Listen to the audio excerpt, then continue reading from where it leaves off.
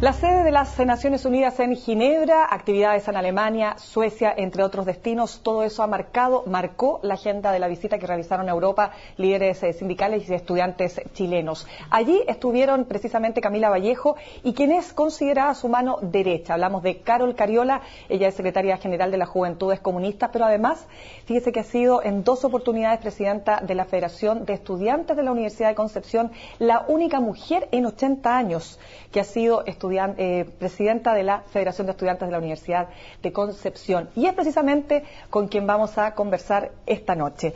Carol, muchas gracias por estar aquí con nosotros. Hola, muchas gracias por invitarme. No, pero es que teníamos que conversar contigo justamente porque tuviste una gira muy interesante con Camila y bueno, queremos saber qué pasó en ese lugar, por qué estos días en Europa.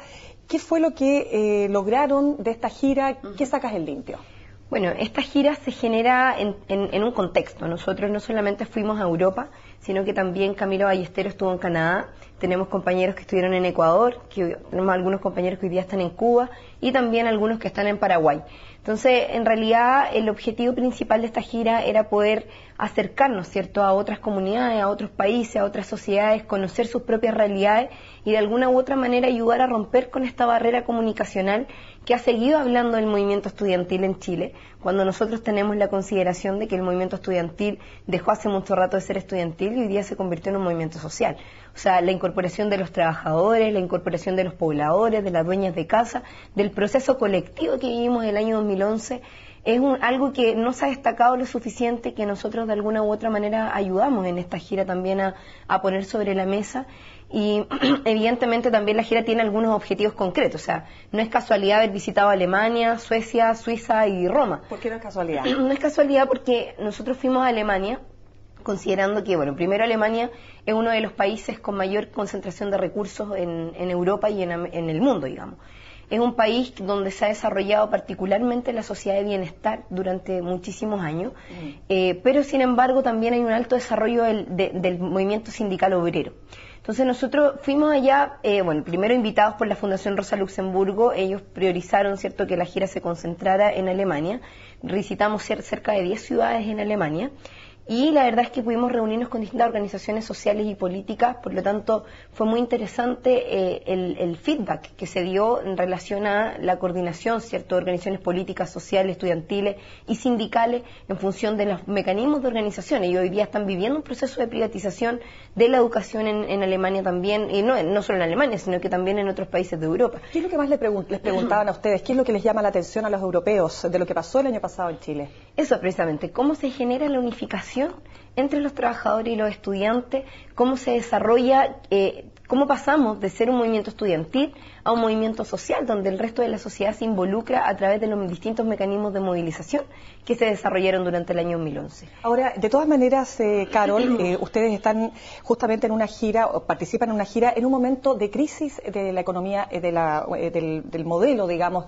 económico en Europa, y justamente Camila Vallejo, decía que en sus exponencias, decía que el modelo neoliberal se fracturó, se fisuró completamente. Luego tú has participado en otros frentes, digamos, has presentado un libro que dice "Podemos cambiar el mundo" y ser un joven comunista. ¿Cómo se cambia el mundo? ¿Qué modelo están hoy día postulando los jóvenes comunistas de Chile? Bueno, nosotros creemos que en este momento el capitalismo mundial, que se ha expresado en cada uno de los rincones del mundo, ha tenido una especial presencia, ¿cierto?, en América Latina desde la perspectiva del desarrollo del neoliberalismo en su expresión política, económica y cultural.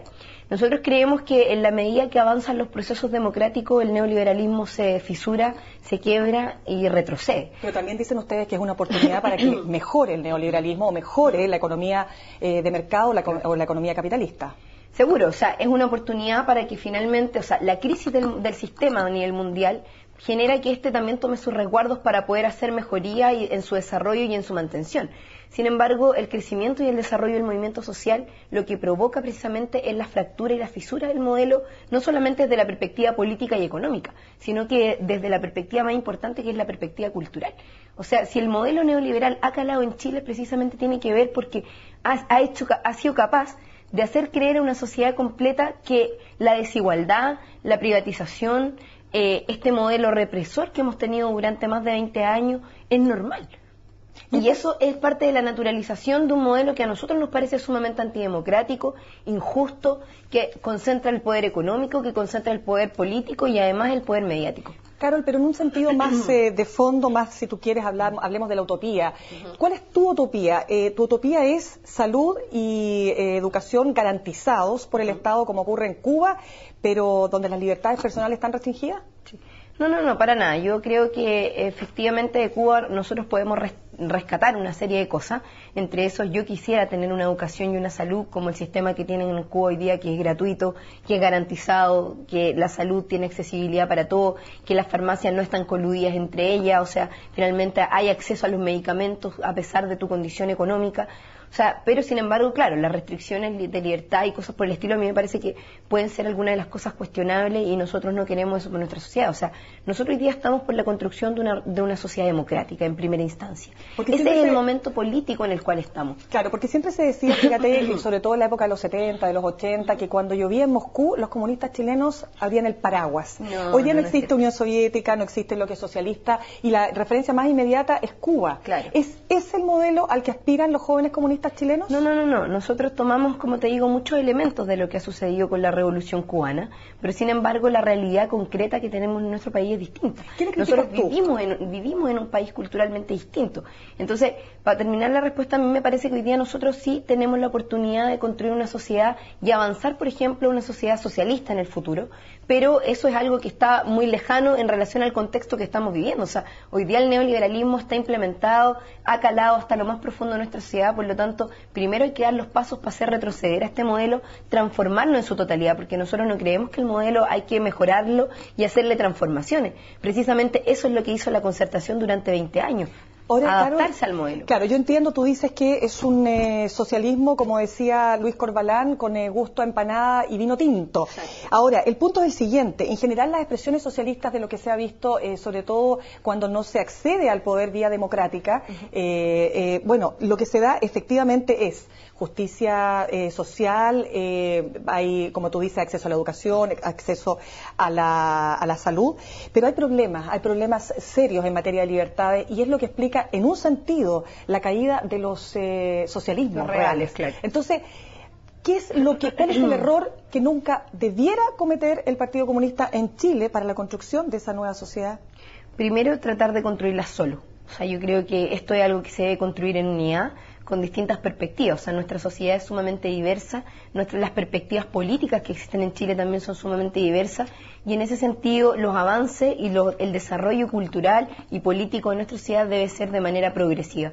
Y en ese sentido, obvio, el eliminar libertades individuales, por ejemplo, que es algo que hoy día nosotros reclamamos, probablemente podría ser una contradicción si nosotros nos pretendemos plantear una sociedad socialista o democrática en el futuro. O sea, es una de las cosas que nuestro país ha estado muy privado durante años. Primero tuvimos la dictadura, donde la libertad individual obviamente fue absolutamente coartada, la libertad colectiva también fue absolutamente coartada.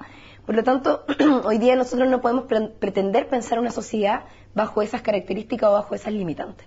Y en ese sentido, ¿tú crees que el discurso de ustedes, tanto tuyo como de Camila en particular, porque ustedes son las dos figuras más visibles de la llamada J, ¿tú crees que realmente tiene llegada a los jóvenes estudiantes? Y te lo pregunto porque además perdieron la Federación de la Chile, que no es menor.